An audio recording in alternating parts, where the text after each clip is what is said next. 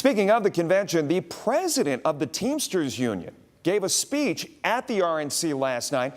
This marks the first time a Teamsters member has spoken at the RNC in the union's 120 years of existence, breaking from years of loyalty to the Democratic Party. Michael Sandlin has more on the local reaction to this. So, Michael, how did our local chapter react?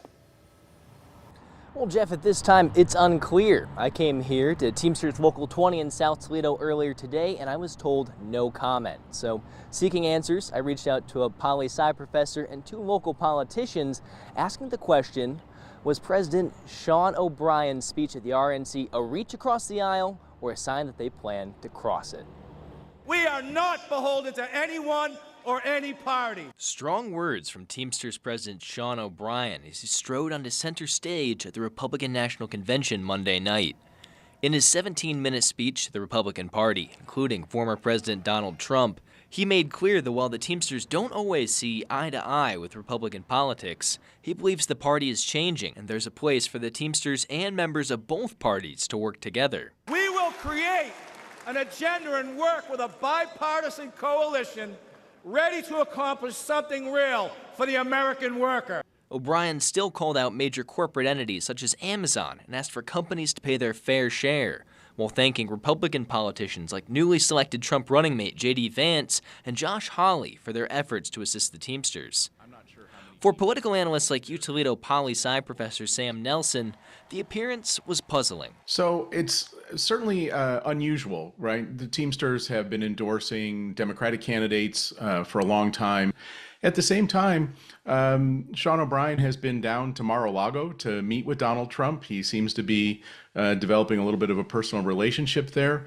Well, the Teamsters have stated they're holding off on endorsing either candidate until both conventions. In the past, they're one of the few unions that have swung back and forth between parties. In the 60s, they endorsed Richard Nixon, and in 1984, they endorsed Ronald Reagan.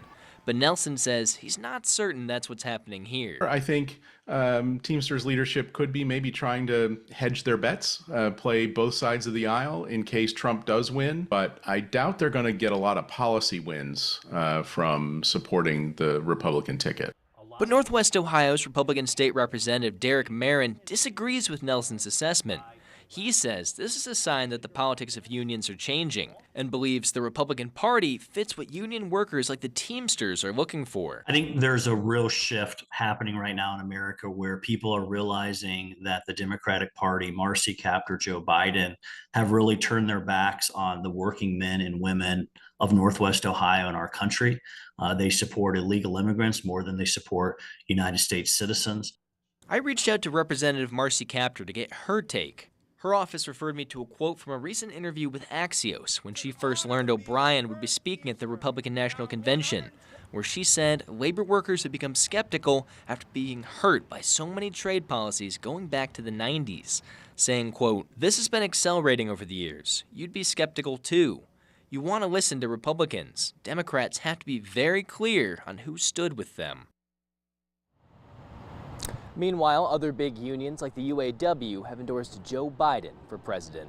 Reporting in South Toledo, I'm Michael Sandlin for WTOL 11.